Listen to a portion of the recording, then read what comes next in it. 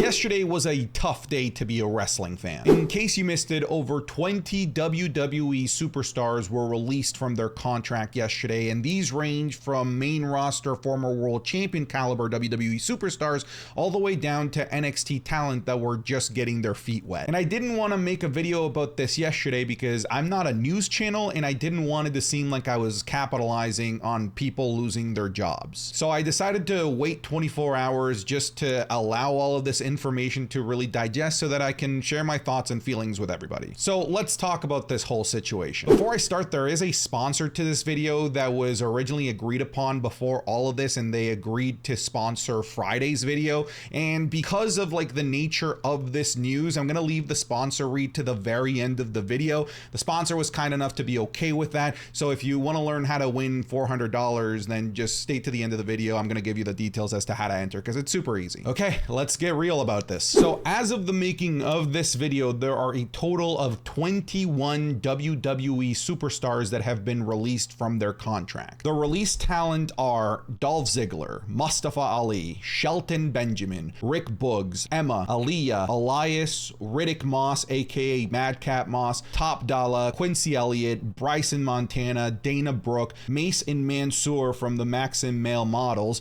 Daba Kato, aka Commander Aziz, Shanky, Yulisa Leon, Daniel MacArthur, Kevin Ventura Cortez, Alexis Gray, Brooklyn Barlow, and Ikemen Jiro. Now, if you don't watch NXT or NXT Level Up, a lot of those names may not necessarily seem familiar. But just because you don't know who they are doesn't justify the response of, well, I've never seen or heard of them before, so it's okay that they got released. And people are being really weird about this online, like completely ignoring the fact that there are humans that just lost their livelihood, humans that were using wrestling as a way to put food on the table, keep the lights on, be able to exist, feed their families, and people are completely ignoring the human aspect of things and just saying, well, they weren't using them anyway, so I mean, whatever, I'm glad that they got released. And that is the most tone-deaf, idiotic, childish shit that I've ever heard. If you are an adult like me, you know that getting laid off sucks. I've been laid off before, and it's brutal. Even when you're told, well, you know, it's not your fault, it's just business,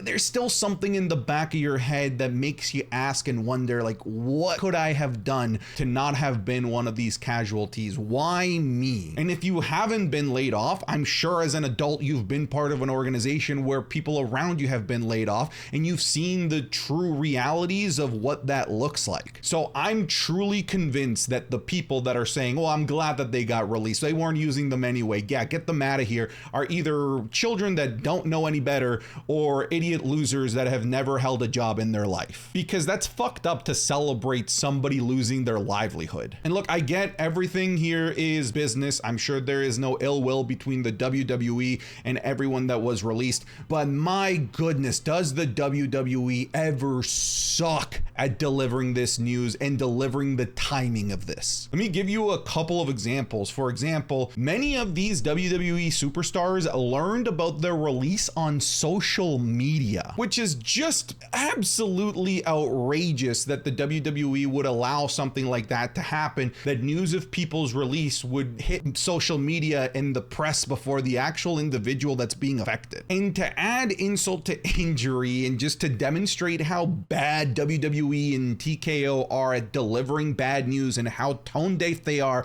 and how terrible they are at reading the room, the WWE announced that they signed a $1.4 billion deal for Friday Night SmackDown to now air on NBC's USA Network. So they are celebrating how much money they're about to bring in over the next few years and then immediately saying, well, and then you're all fired. Again, all business. If the WWE had to let people go, I'm not gonna be the one to tell you, hey, you can let me teach you how to do your business. I can't do that. But you have to have a level of compassion to understand how and when to deliver this news. Delivering this terrible news to people immediately after announcing amazing news that would probably tell the world that the WWE is as financially safe as ever is bonkers to me. So yeah, honestly, the WWE needs to work on their PR because this was honestly just a terrible look for them. Like, we've had mass releases before,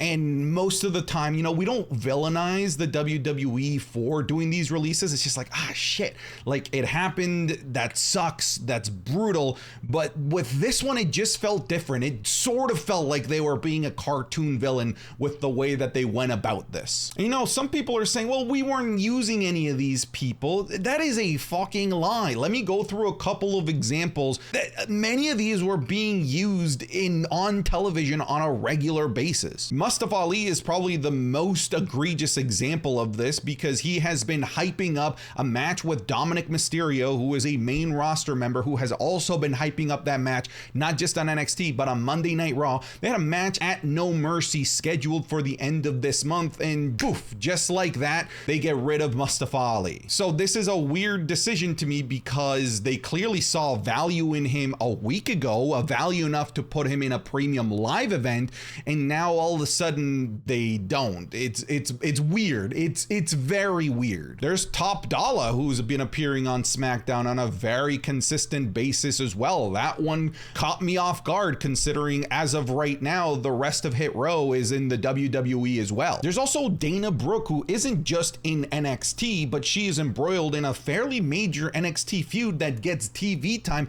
every single episode of NXT. She's also doing a fantastic job over there helping mentor younger talent, so that one really caught me off guard as well. Daba Kato, aka Commander Aziz, just re-debuted on NXT and then gone. And a good chunk of these names, although they weren't appearing on main roster television, were being consistently used on the B shows like Main Event. You have the likes of Rick Boogs, Emma, we have Elias, we had Riddick Moss, who were fairly regular contributors to Main Event. Again, I'm not trying to justify whether or not people should have been let go. I'm just saying, like, there's people saying that these people weren't being used. They totally were. Just sure, they're not all Judgment Day getting 70 minutes of screen time every episode of Monday Night Raw, but everyone here was putting in work to their own regard. So to say that, well, they weren't doing anything with them anyway, so it's okay to fire them, is I'm gonna say it's fucking stupid. And I know that the big one, of course, is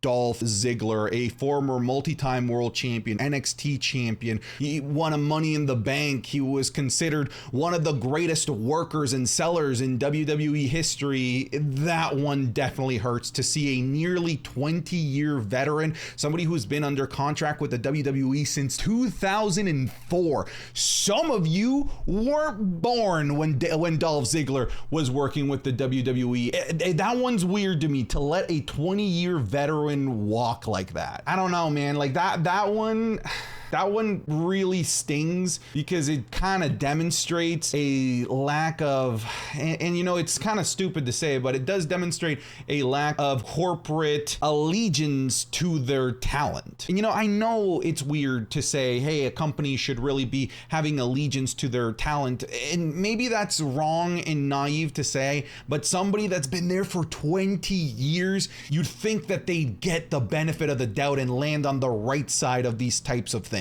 Either way, no matter how you shake things, it's just brutal. I'm gonna say one of the personal ones that, for me, because I really love the character, I know a lot of people didn't, it wasn't everyone's cup of tea, but god damn it, I love the male models. I've been on record saying numerous times that that is one of the most entertaining gimmicks that I've seen the WWE have. And I know, like, it is one of those gimmicks that is just setting up the talent for failure. It really, really was. It is stupid. It is a dumb gimmick, but I really felt like Mace and Mansoor were making that shit work. They were making it entertaining, and frankly, I think it wasn't being used anymore, but I think it was WWE themselves that sabotaged it, because I think that was going in the right directions. They were in a perfect feud with the complete polar opposites of them in the Alpha Academy, and then all of a sudden they lose Maxine, and then they don't use Mace and Mansoor. That one was weird to me, because those guys went all for that gimmick, a gimmick that, I swear to God, if you give it to anyone else, it's absolutely dead on arrival. And I really believe that those guys made that awesome, well, let me say, dumb gimmick awesome. So overall, this one is a tough pill to swallow, but I just don't want to see comments. I don't want to see tweets. I don't want to see videos of people justifying releasing people because they simply just weren't their cup of tea, or they weren't being, quote, used in a manner that they deem to be used. These are people with children, with husbands, with wives that were let go, that all of a sudden are in a state of uncertainty. They may not know where their next paycheck is going to come from. They may not know if they're going to continue with professional wrestling. Again, we need to understand that behind these greater than life characters are humans, and some of you are not treating them as such. I want to believe that my viewers and my community are the good kind of wrestling fans, the wrestling fans that should be setting an example for the rest of the wrestling community, in that we shouldn't be celebrating anyone being released. Like, guys, like, that's so messed up. So I know that none of you are like that, but